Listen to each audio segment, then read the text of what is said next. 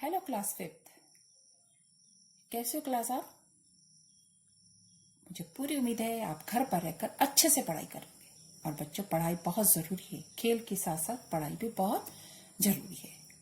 ठीक है बच्चों, लापरवाही नहीं करना और ना ही आप कक्षा कार्य में लापरवाही करेंगे।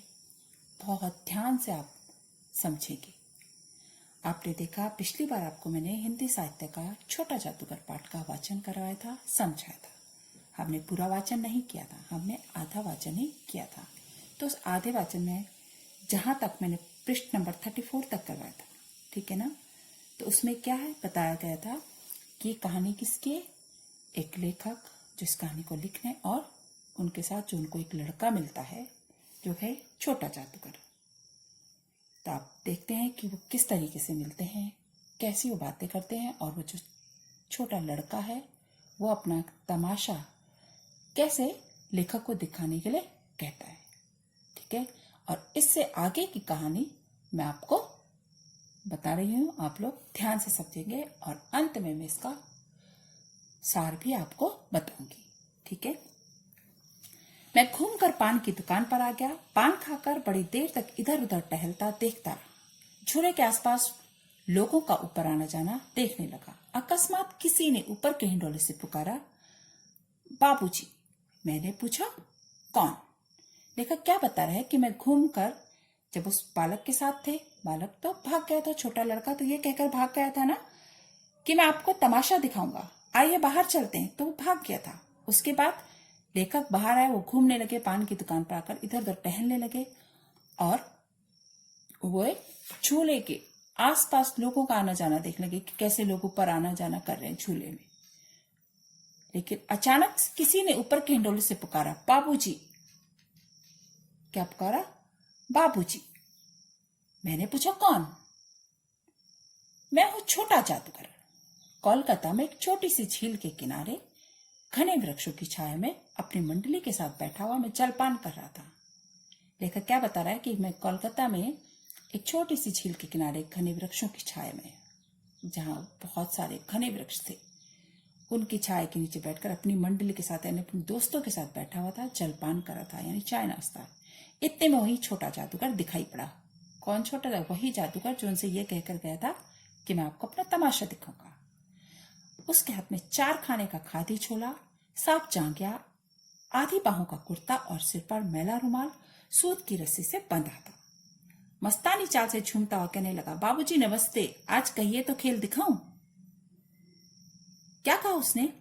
जब देखा लेखक ने कि उस 4 खाने का उसके हाथ में खादी का झोला है, आधी बाहों का कुर्ता और सिर पर उसने गंदा सा रुमाल, मैला मतलब गंदा सा रुमाल जो सूत की रस्सी से बंधा हुआ था, मस्तानी चाल से झूमता हुआ कहने लगा, बाबूजी नमस्ते। उसने सब पहचाना लेखक को, जो बाबूजी कहकर उन्हें संबोधित करता था। उन्हें नमस्ते कहा और उनसे कहा कि आज कहिए तो मैं आपको खेल दिखाऊं। नहीं जी, अभी हम लोग जलपान कर रहे हैं। लेखक ने उसको मना कर दिया कि नहीं, अभी हम लोग जलपान कर रहे हैं। नहीं जी, उसको मैं क्रोध से कुछ और कहने जा रहा था। तभी श्रीमती जी ने कहा, दिखलाओ जी। मतलब लेखक गुस्से में उसको कुछ और कहने जाते, तभी लेखक की पत्नी ने कहा कि दिखलाओ, तुम तो अच्छे आए, भला कुछ मन तो बहले। लेखक की पत्नी ने कहा कि चलो कुछ मन तो बहलेगा, तुम अच्छे हैं कि तुम आ गए, अच्छा हुआ जो तुम आ गए। मैं चुप हो गया क्योंकि श्रीमती जी की वाणी में माँ की सी मिठास थी, जिसके सामने किसी भी लड़के को रोका नहीं जा सकता था। मतलब एक माँ की ममता दिखाई दी उनके बोलने के तरीके से, तो उन्होंने उसको मना नहीं किया और रोका भी नहीं जा सकता था उसको खेल, इसलिए उन्होंने उसको मना नहीं किया और उसने खेल दिखाना भी शुरू कर दिया। इस दिन कार्निवाल के सब खिलौने उसके खेल में अपना अपना अभिनय करने लगे। भालू मनाने लगा, बिल्ली रूठने लगी, बंदर घुड़कने लगा, गुड़िया का ब्याह हुआ, गुड्डा वर गाना निकला, लड़की की वाचलता से ही अभिनय हो रहा था। हंसते हंसते हम लोटपोट हो गए। यानी उस दिन जो कार्निवाल यानी मेले के सब खिलौने उसके खेल में अपना अपना अभिनय करने लगे। अभिनय मतलब नाटक करना, हम लोग करते हैं ना, अभिनय करते हैं, तो वो सब उसके करने लगे, अपना अभिनय दिखाने लगे। बिल्ली रूठने लगी, बंदर घुड़कने लगा, गुड़िया का ब्याह भी होने लगा और गुड्डा वर काना निकला। मतलब जो गुड्डा था, गुड़िया का जिससे शादी, वो काना था और लड़के की वाचालता से मतलब लड़के के बोलने से ही सारा अभिनय हो रहा था, सारा नाटक चल रहा था। हंसते हंसते हम लोटपोट हो गए। मैं सोच रहा था बालक को आवश्यकता ने कितना शीघ्र चतुर बना दिया। यही तो संसार है। लेखक क्या सोचने लगा कि वास्तव में बालक की जो आवश्यकता थी, ये सब काम करना उसका जरूरी था, उसकी आवश्यकता बन गया था, तो उसने समय से पहले उसको बहुत चतुर बना दिया था। कितना शीघ्र यानी कितनी जल्दी उसको चतुर बना दिया था। आखिर में यही तो संसार है। संसार में यही तो सब होता है। ताश के सब पत्ते लाल हो गए, फिर सब काले हो गए और गले की सूत की डोरी टुकड़े टुकड़े होकर जुड़ गई। लट्टू अपने आप नाच रहे थे। मैंने कहा, अब बहुत हो चुका, अपना खेल बटोर लो, हम लोग भी अब जाएंगे। मतलब जब वो जादू दिखाने लगा तो उसके सारे जो ताश के पत्ते थे लाल हो गए, फिर सब काले हो गए और जो उसके गले की सूत की डोरी थी वो टुकड़े टुकड़े होकर फिर से जुड़ गई, क्योंकि वो सब जादू का खेल दिखा रहा था। लट्टू अपने आप नाच रहे थे, तो मैंने उससे कहा कि भाई अब बहुत हो गया, अपना खेल बटोर लो, यानी अपना खेल समेट लो, हम लोग भी अब जाएंगे। श्रीमती जी ने धीरे से उसे 1 रुपया दे दिया। वह उछल पड़ा। लेखक की पत्नी ने उसे क्या किया? लेखक बता रहा है कि मेरी श्रीमती जी यानी उनकी पत्नी ने उसको धीरे से 1 रुपया दिया और वह बालक उछल पड़ा खुशी से। मैंने कहा, लड़के, छोटा जादूगर कहिए, यह मेरा नाम है, इसी से मेरी जीविका है। जब लेखक उसको लड़के कहकर पुकारता है तो वह लड़का क्या कहता है कि मुझे छोटा जादूगर कहिए, यह मेरा नाम है, इसी से मेरी जीविका है, यानी इसी से मेरी रोजी रोटी चलती है। जीविका मतलब रोजी रोटी। मैं कुछ बोलना ही चाहता था कि श्रीमती जी ने कहा, अच्छा तुम इस रुपए से क्या करोगे? मैं उसको कुछ बोलता इससे पहले मेरी श्रीमती ने उससे पूछा कि तुम इस रुपए से क्या करोगे? पहले पेट भर पकौड़ी खाऊंगा, फिर एक सूती कंबल लूंगा। मेरा क्रोध अब लौट आया। मैं अपने पर बहुत क्रुद्ध होकर सोचने लगा, अरे कितना स्वार्थी हूं मैं। उसके 1 रुपया पाने पर मैं ईर्ष्या करने लगा था। जब छोटे जादूगर से पूछा गया कि तुम इस 1 रुपए का क्या करोगे, तो उसने क्या कहा कि पहले पेट भर पकौड़ी खाऊंगा, फिर एक सूती कंबल लूंगा। जब वो यह बताने लगा तो मेरा क्रोध लौट आया, मतलब मैं क्रोधित हो गया, मुझे बहुत गुस्सा आया। फिर मैं अपने आप पर बहुत क्रोध हुआ, यानी गुस्सा हुआ और सोचने लगा, अरे कितना स्वार्थी हूं मैं, कितना स्वार्थी हूं। उसके 1 रुपए पाने पर भी मुझे ईर्ष्या होने लगी थी। वह नमस्कार करके चला गया। छोटे जादूगर ने नमस्कार किया और वो वहां से चल दिया। एक दिन वो अपनी झोपड़ी के पास कंबल कंधे पर डाले खड़ा था। मैंने मोटर रोककर उससे पूछा, तुम यहां कहां? एक दिन फिर वो दिखाई दिया, जो कि अपनी झोपड़ी के पास था। तो लेखक ने उसे देखा और उससे पूछा कि तुम यहां कहां? मेरी मां यही है ना। अब उसे अस्पताल वालों ने निकाल दिया है। मैं उतर गया। उस झोपड़ी में देखा तो एक स्त्री चिथड़ों से लदी हुई कांप रही थी। छोटे जादूगर ने बड़ी विनम्रता से, बड़े दुख के साथ जवाब दिया कि मेरी मां यही है ना। अब उसे अस्पताल वालों ने निकाल दिया है। जब मैंने यह सुना तो मैं गाड़ी से उतर गया और उस झोपड़ी में देखा तो एक स्त्री चिथड़ों से लदी हुई कांप रही थी, यानी फटे पुराने कपड़े। चिथड़े मतलब फटे पुराने कपड़े, तो लदी हुई, उन कपड़ों से लदी हुई कांप रही थी। छोटे जादूगर ने कंबल ऊपर से डालकर उसके शरीर से चिपटते हुए कहा, मां। मेरी आंखों से आंसू निकल पड़े। छोटे जादूगर ने कंबल उसके ऊपर डाली और उसके शरीर से चिपकते हुए बोला, मां। तो मेरी आंखों से आंसू निकल पड़े। बड़े दिन की छुट्टी बीत चली थी। छोटे जादूगर को फिर से हमें देखने की इच्छा हुई। 10 बज चुके थे। मैंने देखा कि निर्मल धूप में सड़क के किनारे कपड़े पर छोटे जादूगर का रंगमंच सजा हुआ था। 10 बज चुके थे। मैंने देखा कि निर्मल धूप में सड़क के किनारे एक कपड़े पर छोटे जादूगर का रंगमंच सजा हुआ था, यानी उसका अभिनय का मंच, अभिनय का जो था सजा हुआ था, मंच सजा हुआ था। मैं मोटर रोककर उतर पड़ा। वहां बिल्ली रूठी थी, भालू बनाने चला था, ब्याह की तैयारी थी। पर यह सब होते भी जादूगर की वाणी में वह प्रसन्नता नहीं थी। मैं देख रहा था कि भालू भी मना रहा था, ब्याह की, गुड्डा गुड़िया की ब्याह की तैयारी भी हो रही थी, और जादूगर की वाणी में वह प्रसन्नता नहीं थी। वो खुशी नहीं थी जब वो लोगों को हंसाने की चेष्टा कर रहा था। जब वो लोगों को हंसाने की कोशिश कर रहा था, चेष्टा मतलब कोशिश कर रहा था, उसकी वाणी में प्रसन्नता नहीं थी, खुशी नहीं थी जो कि पहले हुआ करती थी। तब जैसे वो स्वयं कांप जाता था, मानो उसके रोए रो रहे थे। वो स्वयं कांप रहा था, ऐसा लगता था उसका रोम रोम रो रहा हो। मैं आश्चर्य से देख रहा था। खेल हो जाने पर पैसे बटोर कर उसने भीड़ में मुझे देखा। मैंने उसकी पीठ थपथपाते हुए पूछा, आज तुम्हारा खेल जमा क्यों नहीं? मैं आश्चर्य से जब उसको देख रहा था और खेल समाप्त हुआ तो अपने पैसे बटोर रहा था, तो उसने मुझे भीड़ से देख लिया। मैंने उसकी पीठ थपथपाते हुए पूछा कि आज तुम्हारा खेल क्यों नहीं जमा? माँ ने कहा है आज तुरंत चले आना, मेरी घड़ी समीप है, अविचल भाव से उसने कहा। वो छोटा जादूगर लेखक को बता रहा है कि आज मेरी माँ ने मुझे कहा है कि तुम तुरंत यानी जल्दी चले आना, मेरी घड़ी समीप है, मेरा समय निकट है।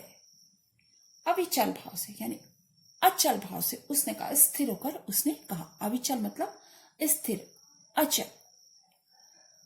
तब भी तुम खेल दिखाने चले आए? मैंने कुछ क्रोध से कहा। लेखक ने सो क्रोधित होकर कहा कि मतलब माँ ने ऐसा कहा, उसके बाद भी तुम खेल दिखाने के लिए चले आए?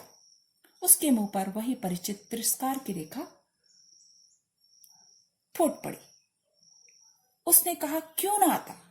और कुछ अधिक कहने में अब वो अपमान का अनुभव कर रहा था। जब मैंने उसे गुस्से से कहा कि माँ बीमार है और माँ ने कहा जल्दी आना, उसके बावजूद भी तुम खेल दिखाने चले आए, तो उसने तिरस्कार की रेखा, वही परिचित तिरस्कार की रेखा यानी अपमान की रेखा फूट पड़ी। तिरस्कार मतलब अपमान, रेखा फूट पड़ी उसके मुंह पर और उसने कहा, क्यों ना आता?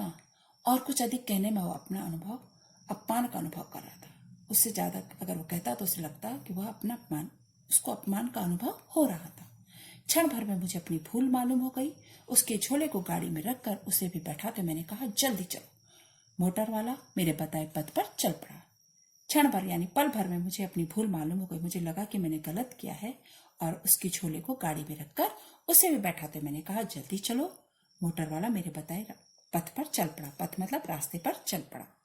कुछ ही मिनटों में मैं झोपड़ी के पास पहुंचा। जादूगर दौड़कर झोपड़ी में माँ माँ पुकारते हुए घुसा। कुछ ही मिनटों में मैं झोपड़ी के पास पहुंच गया और जादूगर दौड़कर झोपड़ी के अंदर घुसा और उसने माँ माँ कहकर अपनी माँ को पुकारा। मैं पीछे था, किंतु स्त्री के मुंह से बे निकल कर रह गया। स्त्री पूरा बोल नहीं पाई। बे शब्द के बाद उसके मुंह से सिर्फ बे शब्द ही निकला। उसके दुर्बल हाथ उठकर गिर गए। जादूगर उससे लिपटा रो रहा था। मैं स्तब्ध था। उस उज्जवल धूप में पूरा संसार जैसे जादू सा मेरे चारों ओर नृत्य करने लगा।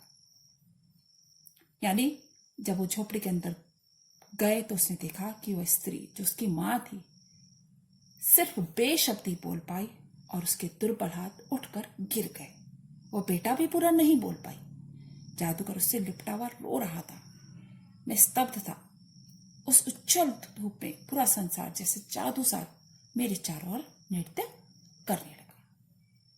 ठीक है बच्चों, अब मैं आपको इस पाठ का सार समझा रही हूं। ठीक है, आप ध्यान से समझेंगे तब आप उनके प्रश्नों का उत्तर सही से दे पाएंगे। यानी ये जो पाठ है हमारी हिंदी साहित्य का पाठ छोटा जादूगर है। इसमें एक बच्चे की कहानी है जिसके पिता देश की खातिर जेल में है और उसकी माँ बीमार है।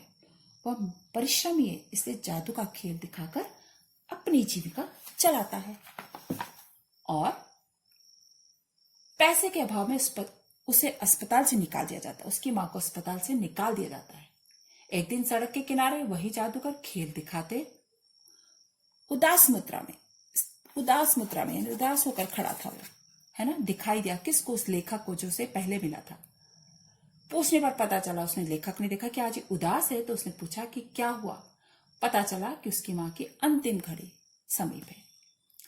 लेखक छोटे जादूगर को उस झोपड़ी में लेकर चले जाता है। लेखक दयाती और लेखक उस छोटे जादूगर झोपड़ी में लेकर चले जाता है। उसी समय उसकी माँ दम तोड़ देती। यानी आपने देखा कि अंतिम शब्द उसकी माँ के मुंह से क्या होता है? बे।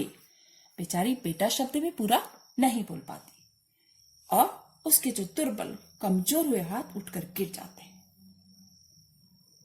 उसकी उसी समय मौत हो जाती है, यानी उसकी मां उसी समय दम तोड़ देती है। लेखक क्या बताना चाह रहा है? लेखक ये कहना चाहता है कि सारा संसार, लेखक कह रहा है कि मुझे ऐसा लग रहा था मानो सारा संसार उनके सामने धूमिल पड़ गए और पूरा संसार जैसे जादू सा मेरे चारों ओर नृत्य कर रहा है। यानी इस कहानी में क्या है? इस कहानी में जो है वो है कि परिश्रम और बुद्धि का सही उपयोग, स्वावलंबन, मातृ प्रेम, आत्मगौरव का संदेश दिया गया है। इस कहानी के द्वारा हमें क्या दिया गया है कि किस तरीके से परिश्रम किया उस छोटे से बालक ने, पिता के जेल होते हुए भी, लेकिन वो परिश्रमी था। मां बीमार थी उसके बावजूद उसने मेहनत की, परिश्रम किया, जादू का खेल दिखाया, अपने बुद्धि का उसने सही उपयोग किया, स्वावलंबी था, उसको मातृ प्रेम था, यानी मां से प्रेम करता था वो, उसका आत्मगौरव, उसने अपना सम्मान किया, अपने आत्मगौरव था उसके अंदर। ये सब बातों का इस पाठ के द्वारा हमें संदेश दिया गया है। बच्चों, आप लोग इस पूरे पाठ से संबंधित प्रश्न उत्तरों को करेंगे जो कि मैं आपको दूंगी।